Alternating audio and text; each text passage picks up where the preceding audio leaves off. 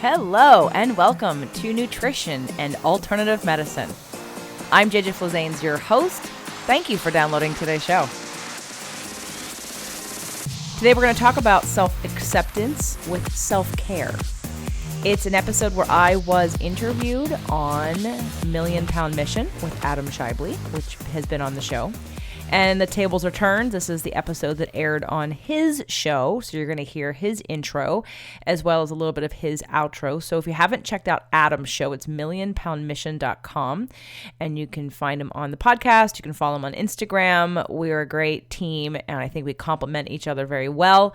And I've had him on the live shows. So for some of you that haven't been on the newsletter because you have not joined any of the groups or have any of the free stuff that I've offered yet, you can go to jjflazanes.tv, and there's a section, I think it's under the next big step, where I have done a series of live videos. They're about 30 minutes long, and two of them have been with Jeannie Peters on the keto diet and fat and weight loss, and one was with Adam on losing 100 pounds and what it takes to have true body transformation and how that happened for him. Also on money with Lisa Thomas, clearing inherited money issues and money strategies with Melanie Benson, and how to live your best life and be your greatest possible self with Chris Burns. So I did all those Facebook Live videos, and they are reposted at jjflazanes.tv. So come on over to the video channel if you want to watch it or just listen to it. And I will remind you, we're getting really close to the next big step. So for those of you that are on the fence, now would be the time, because I'm running out of rooms at the hotel and I can find you a roommate. And I don't think you're going to want to miss it. I think if you have to wait another year for something like this, now there is the January Releasing What Weighs You Down. It will be different than this for sure. But, and usually the first time I do something like this is really special because you're there working it out, and it's very personalized for everybody who's in the room. And it always will be, because it's a retreat situation. It's not a class where there's a curriculum. There is an outline that we follow, but it is completely customized to who's in the room and making sure that you are guaranteed movement in some transformative way. Otherwise, we keep digging and we keep diving and we keep transforming. So I hope you enjoyed today's show. Again, jjflazanes.com/next big step. Hello, my friends, and welcome to another episode of the Million Pound Mission Podcast. It's your buddy Adam, the PhD, the previously heavy dude. And this is episode number 141, Ending Body Shame with JJ Flazanes. Now, I'm going to be straight up with you guys on this one. I had a really hard time naming this episode because my friend JJ just delivered so much, and we covered a ton of material. And at one point, I really felt like I was having like a personal therapy / astrology session, which I loved, and it was awesome. So just trust me. You already hit play. Just keep listening because JJ just rocked it. Now, if you don't know who she is, JJ is an empowerment strategist and the host of the Fit to Love podcast show. She's the director of Invisible Fitness, an Amazon best-selling author of Fit to Love, How to Get Physically, Emotionally, and Spiritually Fit to Attract the Love of Your Life. And she's the author of NAC Absolute Abs, Routines for a Fit and Firm Core. She was also named Best Personal Trainer in Los Angeles by Elite Traveler magazine. And JJ she vividly reminds us that the word fitness is not just about the state of one's physical body, but also the factors which determine a person's overall well-being. And like I said, you're going to love this episode. JJ and I discussed things like how she first fell in love with helping people get healthy. We talk about the fitness trends that she is really pumped about right now. We also talk about the other side of that and what she feels like most people are doing wrong right now with their fitness. We talk about her concept of invisible fitness. And we also talk about how somebody can move past body shame and start moving forward in a positive direction. You guys are going to love this one. It's going to fire you up so many takeaways and action steps. So without further delay, let's dive into episode number 141. Ending Body Shame with JJ Flazanes. All right, JJ, welcome to the Million Pound Mission Podcast. How you doing today, my friend? I'm great. I'm so excited to be here, Adam. Well, I'm fired up because you are somebody that's so well-rounded in health and fitness. You're all over the place. You have so much experience. And I wanted to kind of pick your brain just off the jump here. And I want to know when and where you really got fired up about health and fitness and what that moment was like when you're like, wow, I think this is what I want to do with my life. What was that like?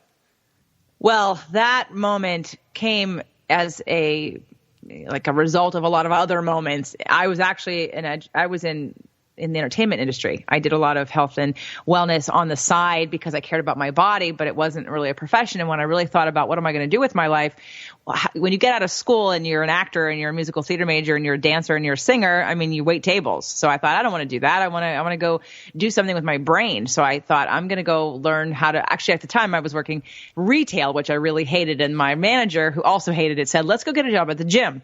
We can get a free membership and we can go to the gym. And so I said, okay. Because at that point I had really strong muscular legs from dancing, but I had this skinny, scrawny upper body. And my boyfriend at the time was a gymnast. So he was perfectly well-rounded in his physique. Yep. And I thought, sure, I'll go to the gym and I'll learn how to do that. And here I am multitasking at the front desk because I'm very good at multitasking, and saw the trainers and thought, well, I want to do that. How do I get to do that? And so I asked, and I was given the ACE certification at the time. Here, take this test and you'll become a trainer. And I thought, okay. And then once I took the ACE test, my story that I tell on one of my podcasts, I've got like 7.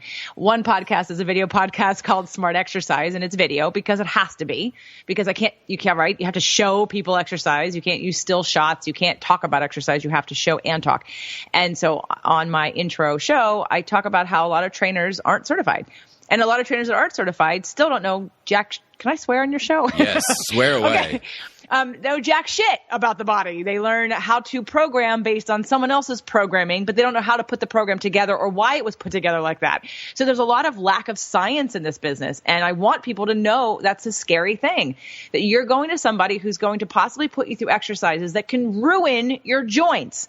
And at the same time, yes, you're going to build muscle, and yes, you might get stronger and you may get leaner and you may burn some fat, but you're going to wreck your joints. And if you wreck your joints, then you will have pain and you will stop exercising and you will backslide. And so to me, the structure has to be the first conversation. If you don't understand the science of the body, that's where you have to learn. And I came out as a, certified personal trainer and didn't know the science of the body. And I knew I didn't know the science of the body. And I thought to myself, this cannot be right. I'm a certified personal trainer and I don't know how to use one piece of that frickin' equipment on the gym floor. And that was like, that should scare people. Yeah. That choosing a trainer is a big deal. I was interviewed on a radio show recently by a famous physician, psychologist, relationship psychologist on the East Coast. And I got it through my publicist, and we had this conversation, and she says to me, she set me up perfectly. I've been doing this for 20 years, and I love how even today I still get on a roll where I can like really fine tune how to teach somebody or what's important or what to think about when they're exercising. And she said, for those of us that don't have a trainer, and I literally said to myself, this is a perfect setup. I've never said this before. I said, why would you not want to hire a trainer, at least temporarily? And she goes, well, I never thought about it like that. So of course now she's a client. But I wanted to I wouldn't go try to learn how to fix my car. Why would you think that you would have to figure out how to work your body without someone who's studied it at least a little bit more than you? And it's not a plea to say you have to work with a trainer forever. Like, create a program. If you're self-motivated, cool. But my guess is you don't understand the science. Hire someone that knows to start making a program that makes sense for you, and then do that. So your previous question was, how did I know? How did I know that I wanted to become a trainer? Well, after I took that certification and knew nothing, and then walked into a gym as a certified personal trainer, and somewhere along that line, one of the other trainers, who was a physical therapist in training, said to me, he questioned me, Martin, if you're out there, I thank you 10 times over for pulling me aside very gently and saying, JJ, why did you choose those exercises for that client? And he wasn't judgmental. He was just literally like wanting to find out and uncover that I didn't know what I was doing. And then he put me on a machine and he said, let's talk about this machine. And it was a row machine. It was a seated row. And he said, tell me what's going on. And I guessed right. But the fact that I did guess bothered me. I thought I should know what I'm doing here, even though this was not my chosen profession. This is a side gig that I'm making money and I care about it, but I like to do things the right way. I want to be good at what I'm doing. And so I looked at him, I said, where do I learn this? And that's when he sent me to NASM. And back then, NASM was run by a whole different group of people who are focused on a whole bunch of different things than we are now. So I'm going to credit my education to people like Tom Purvis and Lenny Parasino and a whole bunch of guys that were part of Apex at the time, back that many years ago. So I was introduced to science. And I'll tell you that as a musical theater major and very expression, emotionally creative-based person, for a long time I didn't think I was smart. And when I started to learn science of the body, when I started to go into NASM, that is when I still hadn't decided I was going to do it full time or that it was going to take over my life, but it was at least 50% of my life because my ability to learn science and be good at it, I was like, wow, I get this because I can see it. I see the bones. I see the joints. I get physics. I get physiology. Physiology took a little longer, but only because all the drawings that they would do in the certifications would be black and white, and you'd have to sort of visualize the subsections of the muscle down to the actin-myosin bond. And I'm like, okay. And then finally the ATOM program came out, and it was a computer program that literally made it all different colors and showed you the chemical and electrical stimulation from action potential to muscle contraction. And then it became mechanical. And I was like, oh, I can memorize that because it's mechanical. And I just basically sort of woke up my left brain. I thought, oh, I actually am smart because I didn't feel smart. I wasn't that brainy, geeky kid in high school that got straight A's in math and science. And so all of a sudden now I'm learning science and I'm good at it. And then just sort of grew into my passion. And as you can hear and see, I'm still extremely passionate about the science of the body.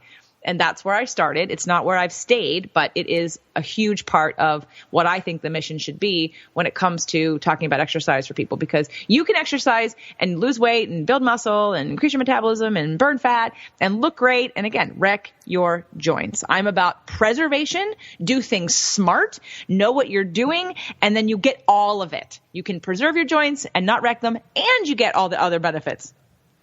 All right. So I've made a lot of notes there. There's a few key points I want to circle back around to, but since we just ended on that point of preserving our joints, where do you see the average person going wrong? Whether they're with a personal trainer, whether or not they're going on a fitness adventure, what are they really screwing up and how are they screwing it up? Okay, 2 points. One would be the lack of neurological engagement. So they're not actually, mind-body connection is not there. I actually just came from working with a client this morning, and it was really interesting. She did 2 sets of bicep curls. And the first set of bicep curls, we didn't talk, and I was having her really focus on thinking about where she was pulling from. So she's not using her hands. She's not gripping the weight. She's actually down here actually thinking about the attachment and thinking about pulling from there. And she probably only did maybe 15 or 20 reps, and then she failed. Second set, she's telling me a story about something that happened yesterday, and she must have gone on for 30 or 40 reps. And I wanted to point that out to her because I thought, all right, this is interesting because this shows you when you're connected and when your brain is in that muscle and those motor patterns are being fired and most of those fibers are actually being engaged, you get overloaded faster because you're utilizing the right muscles. But when you're disconnected in your brain, she must have done like 2 minutes worth of them. She just kept going. And I was like, okay, obviously she didn't fail, but because she was disconnected. So neurological involvement is huge. And so many trainers and so many people have no idea. And it's something I can't really teach you other than showing to you, which is why I had to do a video podcast. So that's number one. Number two, and it goes with the first one, is that most people don't know what they're doing. What am I supposed to be concentrating on? What am I focusing on? Most people are concentrating on the action. Oh, a bicep curl. I'm supposed to move this weight towards my shoulder. No, it has nothing to do with the weight of your shoulder. It has to do with the muscle between your elbow and your shoulder. So if you don't know where you're pulling from and where you're pulling to, you do not know what you're doing in that exercise. And that's another one of those like clarifying moments I had right before my event in January. I was working with a new client and I was trying to also educate her to do it on her own. And I said, look, here's the 2 questions you ask yourself. Where am I pulling from and where am I pulling to? And if you don't know that, then you shouldn't be doing the exercise. So those 2 parts, and again, it is neurological involvement, but it's awareness, it's body awareness, it's exercise awareness. So many times people are just wanting to do motions. Like they think about a pull-up as pulling your chin over the bar, has nothing to do with your chin. Or in a bicep curl with like say a bar, which I don't recommend, but people use bars, right? And they think, oh, I have to get the bar from down here to up here. And it's like, right. yet there's very little flexion in the elbow going on, right? There's a lot of bending in the knees and the back when the weight gets heavier, and we're missing the bicep piece. So I think those would be the 2 points that I think most people are missing when it comes to both efficiency and effectiveness as well as safety. Yeah, well, those 3 things you just mentioned, that's the deal. And people just show up at the gym, they go through the motions, they buy their year membership, they put in their time, and then they aren't safe, they aren't efficient, they aren't effective, and they don't get any results. And they're like, well, that didn't work for me. And that's, the issue with people give up on fitness, and then they say, oh, they just kind of shut that door and say, maybe I'm just like this. It doesn't work for me. But other people do. We have a lot of positivity around fitness. I feel like now compared to even 10 years ago, like fitness is becoming more popular, and even like in the Midwestern states where I live, where we tend to be more of the on the bottom of the fit list when it comes to ranking the chart there. Indiana's always like bottom 5. So I guess I'm in a good market, but I don't really want to be in a good market. I'm trying to change that. But as far as trends in the industry right now, what are you kind of excited about? Like, this is a positive thing that's happening, and you're seeing that uptick in that area. What would that be for you? Well, I hope it's a little bit of what I'm doing, which is to add the mind, body, soul piece, because, we can talk about weight loss and exercise as one category, and there's definitely plenty to talk about and plenty to uncover and really fine tune and know about and learn about. I mean, science you don't learn in a weekend, which is what most personal training certifications are. Science is a lifelong thing, right? And not to mention that there are several sciences. We're talking about physics. You know how many times I've watched someone do some stupid exercise that they're not even working what they think they're working, like a row with dumbbells. Okay? Like that was done by a physician and a doctor in a class about breast cancer rehab. And I looked at them and thought, wow, you don't know physics. Gravity pulls down. That weight is not resisting your retraction of your back when you're in a seated position. Like they don't go together. So physics is like huge, number one. And then of course there's all the other sciences. So in terms of trends, maybe getting smarter about exercise is one of them, but really I'm hoping that, and I'm that weird. I don't really consider myself part of the industry because I hate half of the shame that goes into the industry, which is what I've always sort of like, I'm aware of the fitness piece, obviously, and the nutrition piece, but I don't get into like the latest, greatest craze of whatever, because to me, it can all be broken down in the same science. And like I look at CrossFit and I think, yeah, it has benefits. It's high intensity interval training, but half the exercises are crap and they're going to wreck your joints. Or I look at, some of the yoga things. Yoga is great, can be great, but not everybody bends the same. People are going to get injured the same in yoga as they do in CrossFit if you're forcing a position your body doesn't do naturally. So I don't really get into like the crazes or the newest, latest, greatest, whatever, because again, I also feel like a lot of people resist fitness because of the shame component, which is why I wrote my kind of first book, Fit to Love, because it was about that energy going into exercise. The reason why people don't like exercising is because they keep anchoring in how much they don't like themselves. And most of us don't want to feel that way. So if you're exercising and you're beating yourself up and shaming yourself while you're doing it, or you're feeling like it's punishment, you're not going to want to do it. But that's not the only option. The other option is to be able to like have some future visioning and forward thinking and see what happens to my body if I don't take care of it. And then you get to see what happens. Just look around at anybody 10, 20, 30 years older than you, and you go, oh, that person didn't take care of themselves. Do I want to be that in 10 or 30 years? And then you get to say, wow, I'm going to do this because I care about my body, because I care about my future. If you're someone who saves money or invests money, it's the same idea. Your body will break down over time biologically if you don't do certain things to keep it up. And your body can be better at 50 than it was at 20. It just depends on how much time and energy, effort, and awareness you have about what you need to do. So when it comes to the fitness industry trends, part of me doesn't really know, because I don't really know what everyone's talking about, because I don't go to the gym anymore. I'm not in the gym scene. I'm on the outside of it, really wanting to push that mind, body, soul idea of, why is it that you want to work out in the first place? Most people just want to lose weight.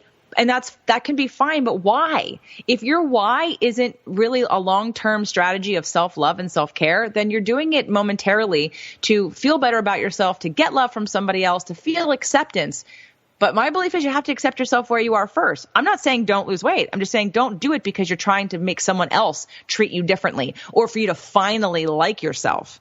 Like yourself enough to say, I'm worth taking care of myself, and I'm worth changing my diet and paying attention to my body and adding exercise and adding these things in. But it has to be wrapped up in a true, I think, honest way of loving yourself. And so every time you do it, you feel good about yourself, not it's anchoring in that you're fat and you can't fit in your clothes and you're ugly and no one loves you. Like, that's just terrible. So what you just said brought to mind a couple of people that I've actually worked with, and I'd be interested in your opinion on this situation. I have seen a situation occur where people set large weight loss goals, and they're in the morbidly obese category of like, we need to lose weight. And one of their goals is to be able to be healthy, but they want to find love, and they want to get married and start a family and be able to be in a healthy position to do that. And I've helped a couple of people do this where they accomplish that. They lose over 100 pounds.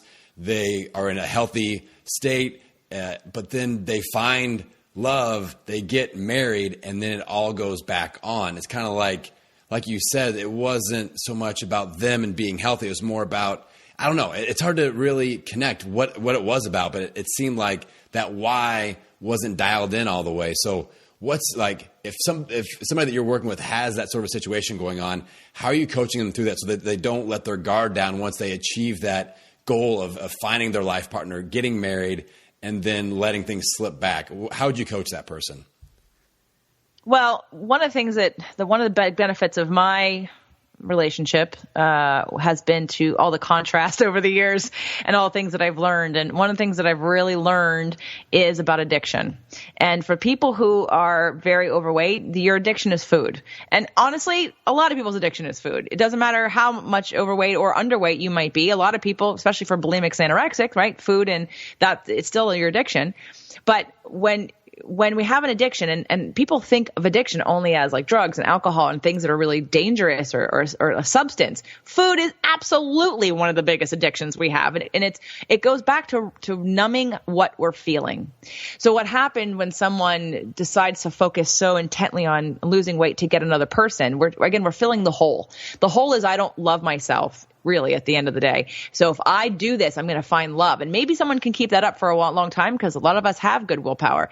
And then you get that love, and then it takes the place of you learning how to be with your own feelings. What is it that you're running away from? If you don't establish a healthy relationship with your feelings and your emotions, understanding how to process things, how I'm also very different, and I don't know anyone else doing this. I'm sure there has to be, but I don't keep up to date with like what everybody else is doing, because I just do what I do, and I go, it works. And if I'm interested in it, I like it. I do astrology. And I do astrology with my clients, because everyone thinks differently. Everyone interprets differently. Everyone sees the world differently. Everyone responds to different energies differently. And emotions are in that. Like, if you have someone who is super emotional, very sensitive, and just has an overwhelming sense of their feelings, and they just don't know what to do with that, then they're always, without learning how to process that, without learning how to heal some of those wounds that keep coming up and getting triggered, then we're always just finding compensation through food or through another person or through technology or through shopping or through drugs or alcohol. So it's the addiction that's the question. What is it that I'm unwilling to feel? Why can't I sit with my feelings? What is it that I'm running from? And what is it that I'm replacing? So that person then, or those people, and it happens, I know, they replaced the self-love and self-care with getting love from somebody else. And it's, when you're in the beginning of a relationship, that happens. It's easy to do. So you can, everything goes out the window because you're feeling so elated with new feelings. And then, you kind of create some bad habits, but you should be able to come back to your center, which is hopefully a strong center of I love and respect myself. And at the end of the day, I'm responsible for how I feel. I'm the one who has to live with me forever. I'm in my body, and I'm responsible for that. And what do I do about that? And even today, like, I thought we were doing a video podcast, so I put on the shirt that I've worn like twice. I did it in a boxing video that I have, boxing and kickboxing, and I was telling somebody that I was like, I decided to wear this shirt today, and he said, well, why? Well, what's the problem? And I was like, well, it kind of hugs me in all the right places, but sometimes I'm not always feeling like all the right places are things I want to share with people. And he was like, oh, you're beautiful. I'm like, I know that's not, but I have to feel good about myself too. And it comes back to, again, it's that internal work. There's like two ways I think to handle, and they're both legitimate and they're both important, but there's the inside out and the outside in, right? And I think you have to address both of them for long-term sustainable weight management, if you will. I'm not going to say weight loss, but weight management, because we're all going to fluctuate up and down. Life happens. Stuff happens. Your schedule changes, your body changes, your life changes. But coming back to a center of where you feel stable and your self-talk is in alignment with what you want long term. You have a good sense of your priorities. You know how to handle your emotions. You know your body. You're listening to your body. You're just taking care of yourself. That's something that has to be taught over the course of time. But I think it's the addiction conversation and what is it you're trying to avoid even people are addicted to exercise. People are addicted to exercise. They don't want to deal with themselves, so they go exercise. So it's not like just somebody exercises, therefore it's healthy. No. Or someone has lost a lot of weight and that's healthy. Not necessarily. Not if you're doing it because, again, you don't like yourself or you're running away from something or you've just focused so heavily on your body and you're so concerned about how you look. Like bodybuilders are sorry, everybody who's listening to this as a bodybuilder, but most of when you're competing, bodybuilders are as not well in their head as anorexics. It's the same thing in opposite, one just looks better, one looks healthier, but you're as obsessed with what you look like as someone who is throwing up and binging. So how do we control that obsession? If we do, how do we take a step back from that? How do we realize, what's the alarm or the trigger that we can set up and be like, okay, obviously if friends chime in and things like that, people step in and say, hey, we're going off the deep end a little bit, or a coach. But what could be a mental kind of checklist to make sure that we don't go there, and then we can work our way back to that happy place where we're happy, we're healthy, and we're moving forward in a positive direction? Well, it's going to be different, obviously, case by case situation, right? Sometimes I feel like people who are really, really caring about what other people, like the ones who are obsessed with what they look like, care what other people think. And that is, again, that's fleeting because you can't control what other people think of you. And so you do a competition and you win. So what happens next time when you do a competition and you don't win? Do you feel bad about yourself?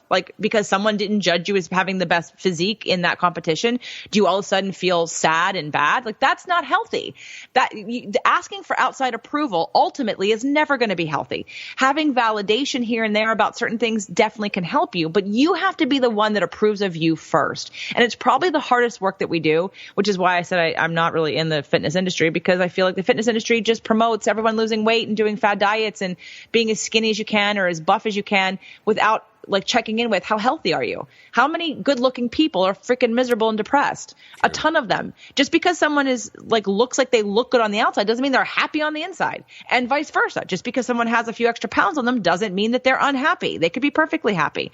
It's that balance of, what do I think about me? What do I want? And how can I accept myself, who I am as I am? And if I want to lose a few pounds and I want to build some muscle, great.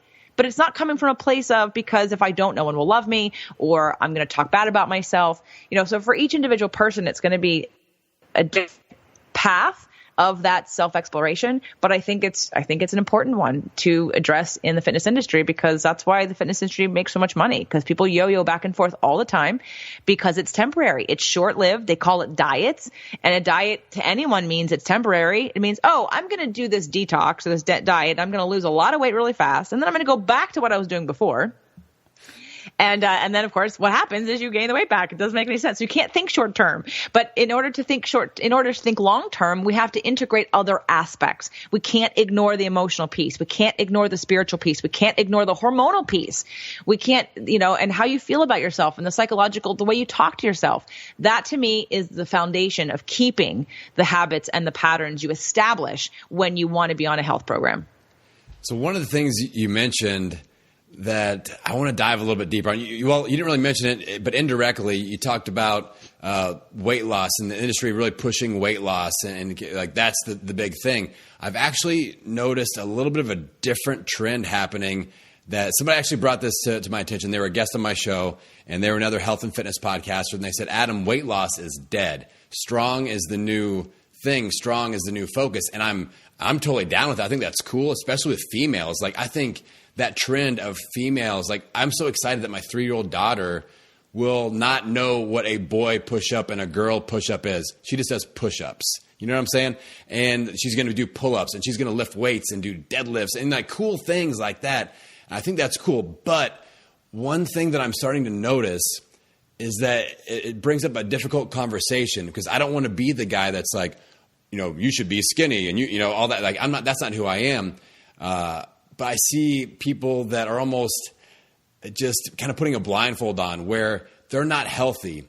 All right. They're not at, I don't even want to say a healthy weight, but if they lost 50 or 60 pounds, they would be in a much better health position. You know what I'm saying?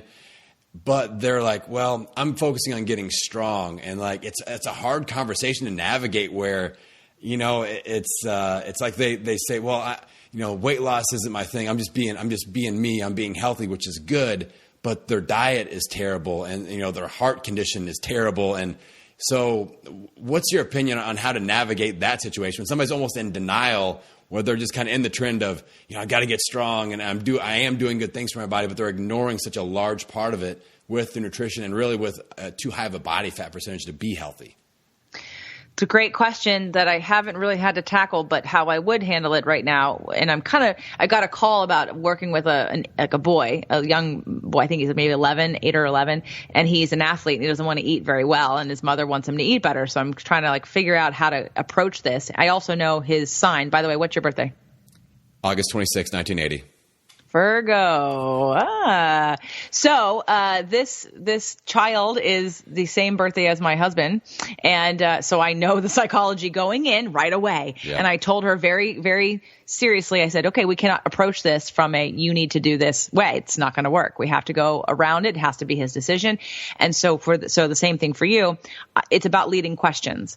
And when you can connect that, in order for the muscle to build, for us to have the appropriate nutrients in our bodies, antioxidants to make sure that we aren't breaking down tissue, right? When you can talk about food and nutrition in a way that helps support them getting stronger, then it becomes a bigger priority versus let me scare you into the heart disease and blah, blah, blah. If you want to be stronger, you ask the leading questions. So, okay, you're getting stronger. So are you doing A, B, C, and D? And they'll say, no. And then you go, okay, well, so when you do this, and then you explain what that does. Like I was telling this woman that, remember back when there was Popeye, people ate more spinach because Popeye connected spinach with getting stronger. So of course, boys wanted to eat spinach to get stronger. You get more muscles when you eat spinach, right? It's that kind of association. So you can take food and nutrition and supplements and anything, sleep, hormones. I mean, you can take the whole gamut and start to connect it in a different way that's not so directly about a should. And that's what I think people rebel against. It's like, the resistance people have is completely emotional because they haven't bought into, again, that connection of why I'd want to do this. I talk about elimination diets. I help people do them. What I eat is very much always an elimination diet. But it takes you a little while to get there. I mean, I was a cheeseaholic for a long time. I'd buy $20 worth of gourmet cheese a week. I loved my cheese and wine. Now, when I went gluten-free, that was really easy. Actually, I don't know why. I mean, I lost 6 pounds in 10 days and went, there's something to this. So I stayed gluten-free, and I have for almost 10 years. But the dairy thing, and I have symptoms, but I just didn't want to. I loved cheese. So it's not like I don't understand that crossing that line of deciding to change your lifestyle and get rid of something that really isn't good for you, and your body's showing you that. Like I did a blood test for an allergy. I had no allergies, but yet every night before I went to bed, I'd be blowing my nose and I'd be clearing my throat in the morning, and I'm like, this is probably dairy. And it took me another 1.5 to 2 years after going gluten-free to try replacing my dairy with non-dairy substitutes. And then after about a week or two, when I was fine and the cravings went away and I liked what I was eating, I thought, this isn't that hard.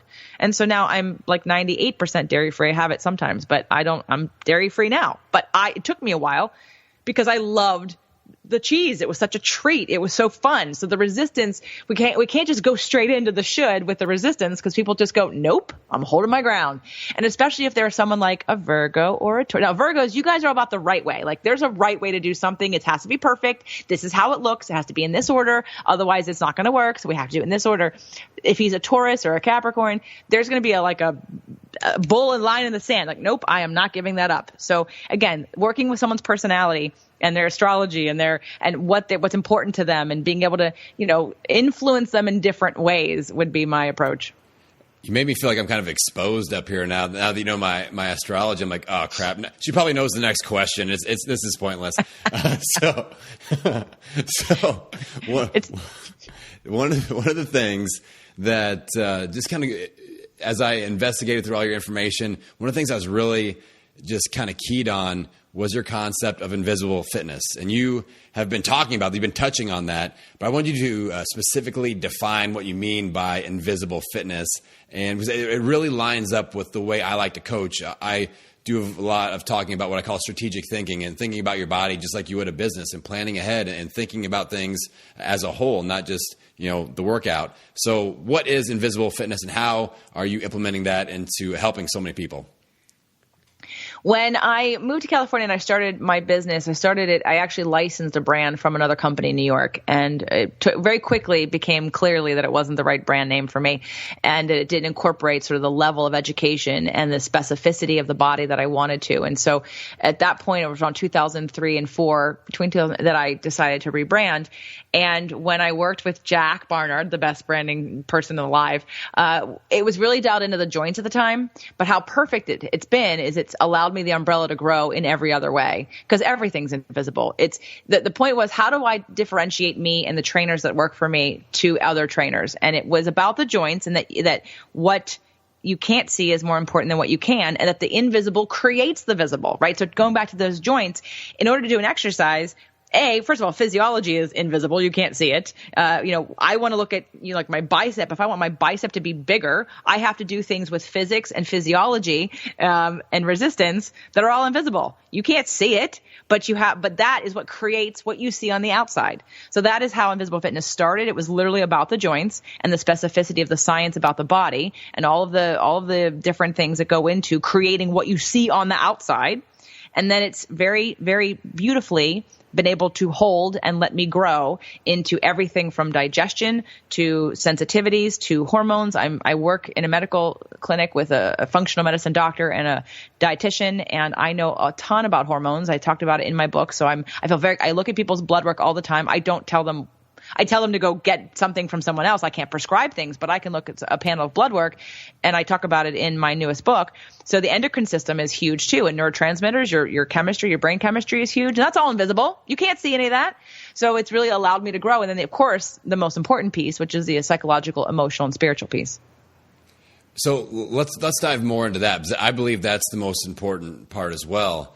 You mentioned having a why. You mentioned having the goals, but the emotional component, I feel like that's where, that's a huge danger zone for people. And whether it's just, that body image issue or the relationship type issues that we talked about, wanting it to achieve that relationship instead of achieving health. So where are the biggest messy areas or danger zones that you see in that mental component and the mental and emotional situations that are popping up, and you're like, okay, we got to fix this first? What types of things are you seeing? Well, I think one of the biggest problems is the level of consciousness around this area of fitness and weight loss. People really still believe that it's really just about calories in and calories out and how many times I'm getting on the treadmill or going to the gym. And that's it. I worked with a whole bunch of women on a virtual program that I did a couple years ago, and they were not my clients. They came through another program, and I was sort of the leader, so like a Biggest Loser, if you will, virtually. And I did Skype group calls with them, and I led them through a very, very different experience. They all thought they were going to be coming onto this Biggest Loser type program, and they were going to count calories, and they were going to send me food logs, and they were going to track their exercise, and they were going to be asked every day how much they weighed and if they lost any weight. I never asked them once about weight loss. Wow. And I started in on the food elimination from the beginning, and I slowly took them through a process which uncovered that, because some of them said, some of them who've been on programs for 20 years, 20 different, 20 years yo-yoing weight loss stuff. And if you would have asked them at the beginning of the program, what are your emotional issues with weight loss? They'd say, I don't have any emotional issues with weight loss. Like, what are you talking about? I'm just lazy, or I just fall off the wagon, or I just like food. And then, but then after, however many, I think it was 12 weeks, after the 12 weeks, they were like, holy crap, I have issues. Like, I have some things that I'm like not even aware of. And it's uncovering what that is for you. And, and it's not popular. And it's uncomfortable, which is why it's so much easier just to join a gym or go do a detox or do a weight loss program, because it doesn't actually go any deeper than, your conscious mind. So the emotional piece is the harder piece. But here's the thing. It's where you can get over the hump and you actually change your life. You change your life long term. You are actually a different person because you have healed some of these wounds and you understand why you've chosen to numb yourself with food for 20 years. It can actually really break you free of the patterns that have kept you in that circle and that cycle of because then you beat yourself up. You go, oh, why can't I? Why isn't this working for me? Why can't I stick with this? Why do I always fall down and do this? Well, there's a lot of reasons why. You're just not going to ever get your answers when you're looking at calories and how many times you're working out a week. Right. Yeah. People, What I found a lot of times is that they start to feel that they're getting outside their comfort zone. That's what's actually happening. That's not what they're like, well, I am now outside my comfort zone and I will freak out. The freak out happens, but as I'm coaching people along, I see that we're just getting outside of our comfort zone. We're starting to tap into that emotional component, and it freaks people out and they suck back in. So that's something, as a coach that we're always going to be out there trying to combat. So what would you do in that situation where you start to see, like, how are you bringing people along and kind of creating that journey where we're talking about the mental stuff? You may see them, obviously with your use of astrology and using, that insider information on how their psyche operates, that has to be helpful. But how do you get somebody that you notice them, okay, they're starting to pull back, I'm starting to lose them a little bit. Where do you go with that person? Right. No, the astrology absolutely helps. To me, I've always done it just for my own information. I now started offering like sessions of where I'll do like an astrological health assessment. That's cool. And an astrological relationship assessment. I thought I need to like charge for this for people that are just interested in that integration. Again, if you're my client, I do it anyway because I have to. I have to know how you think, what's important to you, how you tick, how you view the world, sometimes what your triggers are, in order for me to know how to approach you. Because again, everyone's not going to hear the same information the same way. And so when it comes to people that pull back, again, if I have somebody that I'm working with, and I've learned this the hard way, like let's say, for instance, someone that has a Virgo moon, not a Virgo rising, you guys are very, you do the right things. When you're Virgo sun, you're like, I have to be perfect. You put too much pressure on yourself to be perfect. And sometimes it's not okay not to be perfect, but the whole perfectionistic thing, right? At least if I tell you what to do, I know you'll do it, right? It may not be the hat, you may not like it, but you'll do it because you've signed up for it. But someone that's got a Virgo moon, so that's how you deal with emotions. I've learned the hard way that most of you don't change unless something bad happens to you.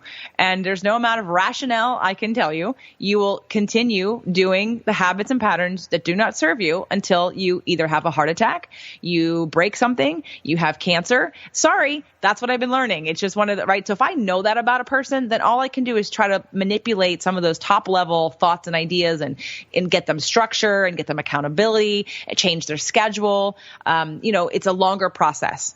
But if we've got somebody who, like me, has a Sag moon, and I tell you the why I want you to do something, and you buy into the why, you'll do it tomorrow. So it is that half psychological, half astrological piece of how do you move someone along? Well, you really have to understand how they think in order to figure out what the right piece of information is for them. It's a different, if they're right-brained or left-brained. I have tons of people who are very right-brained. They're ADD. They are not going to ever write anything down. They're never going to track anything. And giving them a grocery list and a food list of things for them to eat is overwhelming. So putting them on a program where they buy their food and they get it delivered and they don't have to think about anything makes them feel free and happy and stable, right? But it might be more expensive.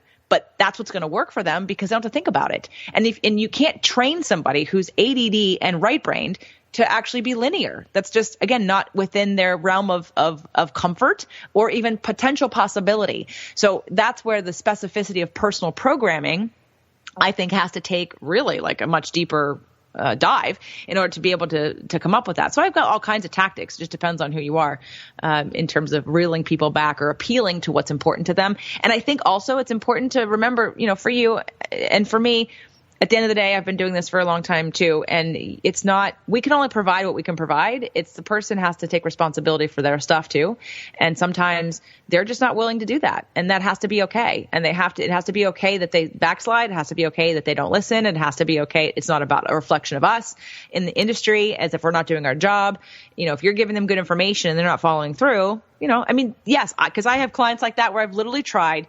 I've gone around the wheel of different ways I can appeal to you. I have tried 15 different ways to get you to do something and you're still not. And those are the Virgo moons. I'm like, okay, I give up.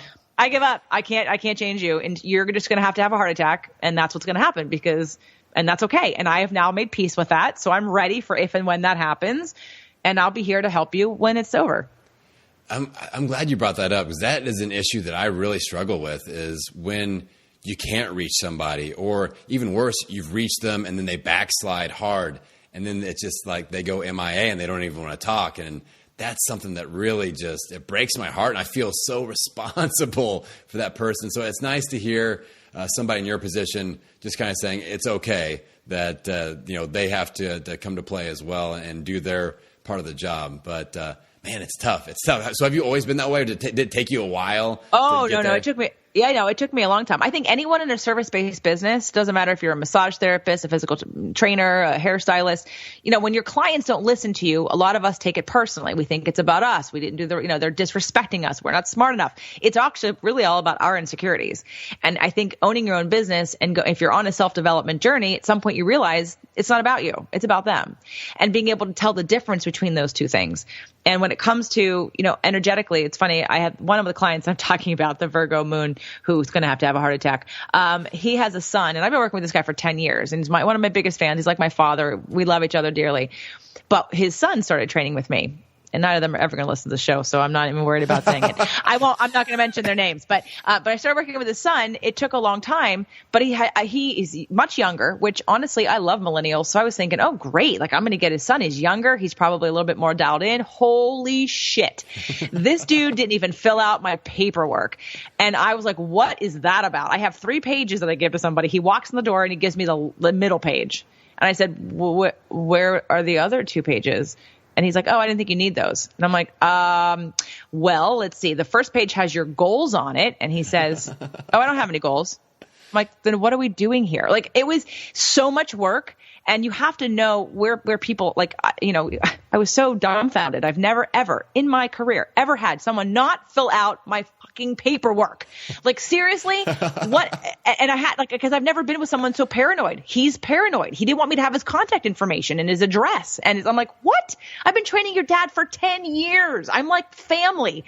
But I'm like, forget it. So I realized that it was too much work to work with this guy. I mean, he still has sessions. If he calls me, cool. But you have to be able to assess when it's someone else's crap and when you've moved on. I've grown to the point where I don't want to deal with people like him.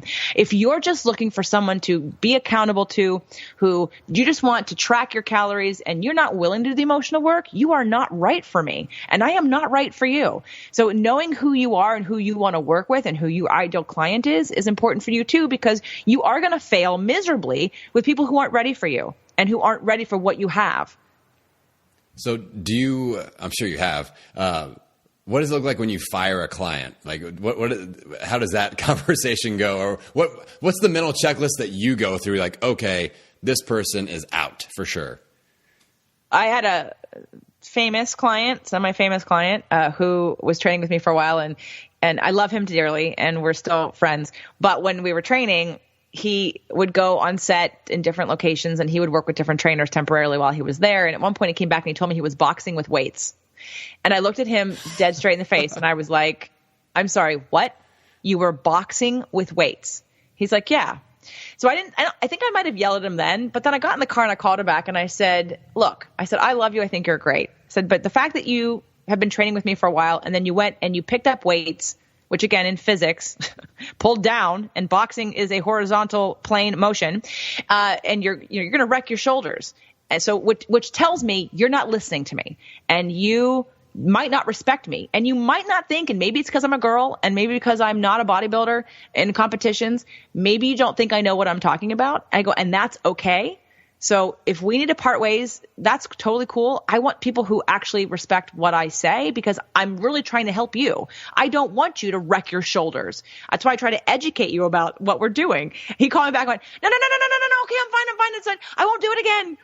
But, so I tried to fire him and then he didn't go at that time. But when it comes to like people who like this other person I'm talking about, I have not been on top of him to get back on the schedule. He sees me every week at the office, training his dad and everybody else at the office. So, when he's ready, he'll step up. He knows who I am. He knows he may or may not be interested and they'll sit there. So in terms of, I would finish a pack with a client. In fact, I had another somewhat famous client. And when we got to the end of it, we parted ways because I said, she was a Virgo, because you want me to dedicate myself to you for a very long period of time before you're willing to give back to me. At that time, we were doing a bit of a trade as well as money. Like she was paying me, but at a much reduced rate because she had TV time and so she was like going to bring me on her show and she was going to help me out in different ways, but she wasn't throwing me a bone. And I'm like, so let me get this straight. I'm going to show up for 3 months until you get results and then you're going to help me? No, I've given you like a third of the price for what I charge in order for you to help me now. So that was, so we parted ways. But I think, just simply saying that, I'm not a fit for you, just like dating. I think you're really cool. I wish you the best. You're a great person, but I don't know that I'm the right fit for you. Yeah. Man, yeah, that's it's never a fun conversation. I've had to have that a couple of times, and it's how you handle it is the key, and as in all difficult, crucial conversations. Great book, by the way, Crucial Conversations. You guys should check it out. So JJ, this has been unbelievable. This has gone by so fast. I want to be respectful of your time. I could probably sit and fire away for another 45 minutes easily because you're so interesting. But I want to make sure that my audience knows what you have going on, how they can plug into your info, your podcast, your books. I will put links all across the Northern Hemisphere. My blog, I'll send each podcast listener a letter individually with all your links on it. But I want to make sure they can connect with you because you are full of great resources, great tools. So what are some of those things they can plug into and how can they follow you and your story? JJFlizanes.com is the best place to go. It's JJFlizanes.com. I've got a free tools and resources section. There's about 6 different things there that you can get for free, from anywhere from a 30-day manifestation challenge, which uses a law of attraction to actually dial in and focus every day to increasing your frequency and vibration to attract the things that you want, from health and fitness and wellness to relationships and money. And then I've also got an optimizing your health and wellness checklist. So all the things that I would consider a balanced program every day and every week of your life, to, it's just a checklist. So you can download it and see how you're doing in terms of everywhere from sleep, all the things that I've covered and more. And then there's some other fun things on there. So there's a couple quizzes about weight loss resistance, but I think the checklist and the manifestation challenge are probably the best 2 free gifts. If you're someone who really wants to dive deeper and you're willing to take some time to go inward and peel back the onion for a little while, you need to do it, in my opinion, in a workshop or retreat situation. Going to therapy is great if you have a good therapist and you're doing the right kinds of therapy. I'm very knowledgeable and skilled in telling you what the right therapies are. I've done a bunch of them, and some of them don't work, and some of them last way too long and you get no changes. So I'm about really diving into that piece, and we do it at my live events. And my next live event is in September. It's called The Next Big Step. And the next event after that is in January, the 10th through the 13th. They're both in Los Angeles. But January 10th to the 13th is called Releasing What Weighs You Down. And the Releasing What Weighs You Down January event is more of a, like, the beginning of the year detox. And it's literally the mind, body, soul detox of, I want to do this year differently. What do I need to let go of that I carry with me that stops me from moving further? Now, the September event, The Next Big Step, that's about knowing that you're meant for more in any way, in any aspect of your life, and knowing that I just don't know how to get there, and somehow I haven't allowed myself the opportunity to even try. So if you want to break through whatever that ceiling is for you in any area of your life, and we're going to deal with money too at the next big event. So we're going to deal with money. We're going to deal with food and health. Obviously, we're going to deal with emotions and baggage that you're carrying and relationships. And so if you want to, really go inward and give yourself the space and time to uncover and really let go of and break through to that next level in any area of these that I just mentioned, the next big step. And you can find all that information on jjflizanes.com. It's under events, but that's September 20th through the 23rd in Los Angeles. Amazing. And you guys, I want you to check out JJ's stuff. It is really, really high level. She's been doing this at a high level for a long time, and it's definitely worth a peek. So, JJ, I've got one last question for you that I want to wrap up on. I love to give my audience an action step, an action point. And let's say that somebody listening has maybe recently come to the realization that they're having some body image issues, some self-love issues, and they're ready to change that. And they're just not sure how. If you could sit that person down, look them in the eye, and have a conversation, what would be one or two first steps that you would say, here's where to start that journey? So I think some kind of meditation that really puts you in your body would be the place to start. And I have some of those actually that you can get on my site, but or you can do it yourself. It doesn't have to be guided. You can just really just check in with yourself. You could take 5 minutes in the morning. In fact, I just told a client this last night. She said, she's a Virgo. There's a Virgo theme going on. She's a Virgo, and she said, knowing me and knowing my Virgo-ness, what do you think? I have all these things I need to do. All these, from what I'm eating to exercising to sleeping to hormone stuff to fun to journaling to future visioning, like all the stuff I have to do. And what do you think I should concentrate on? And I gave her 2 choices, and she liked the first choice, which was my first gut instinct. And so that is, everyone, that every day you take 5 or 10 minutes and you can hold the list in your hands and you can think about, go inward and just check in with your body, breathe through your body, take a mental visualization from either your toes up to your head or from your head down to your toes. Literally scan your body. You need to get in your body. You need to be aware of all your muscles, all your bones, all your nerve endings, all your skin, your nails, your hair, your teeth. Get in your body.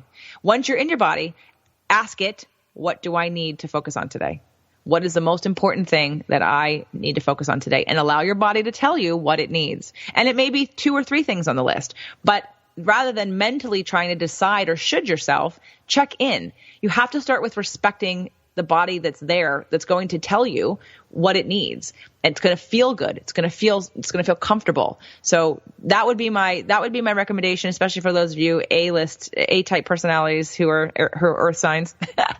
Then rather than don't should yourself on all the different things you have to stress yourself out about today. Go inward, sit with yourself. Respect your body, that it's telling you things, and listen to it. That would be the first thing I would say. I love it. Don't should yourself. That might be an episode title that we just created there. Either that or how to deal with Virgos. That'll be either one. It'll be either one. Well, Virgos aren't the only ones shoulding themselves, so don't worry. Should is actually a really violent word. I did a whole show on should, actually, about the stop shitting on yourself. Marshall Rosenberg, who wrote Nonviolent Communication, it's a whole big movement. I work with it. I use it in all my trainings. And he said should is one of the most violent words we use because it indicates we don't have choice. So that would be the second bit of information. Stop shitting yourself. Start replacing should with want. And if it doesn't translate yet, like I should exercise, and if you say, well, I want to exercise, well, that's not true yet. Say, I want to exercise. I'm looking forward to wanting to exercise. Soften it. Stop shitting yourself. Awesome. JJ Flizanes, ladies and gentlemen, this has been so awesome, my friend. I appreciate you. I know you're very busy. I appreciate you just carving out a little bit of time for myself and my audience. And you're a part of that Million Pound Mission. We're trying to do 1 million pounds of impact. I 100% know that people will listen to this and they will get healthier because of what you have put out there. And that's just going to contribute. And I'm excited to give you updates as we hit our goals with the mission. And everybody out there, I want you to make sure that you are taking action with this. JJ dropped so many great points and tips with this, and it's time to put it into action. So in the next 24 hours, what do you need to do? Maybe it's sitting in silence. Maybe it's doing the meditative practice that you talked about. Maybe it's just breathing a little bit. Maybe it's checking out our website, going through some of our free materials, all right? We've got a lot of resources, but I want you to take action in the next 24 hours so that we can stop shooting ourselves, we can start moving forward. And that, my friends, is how we get out there. That's how we own it every meal, every workout, every day. I will see you on the next episode.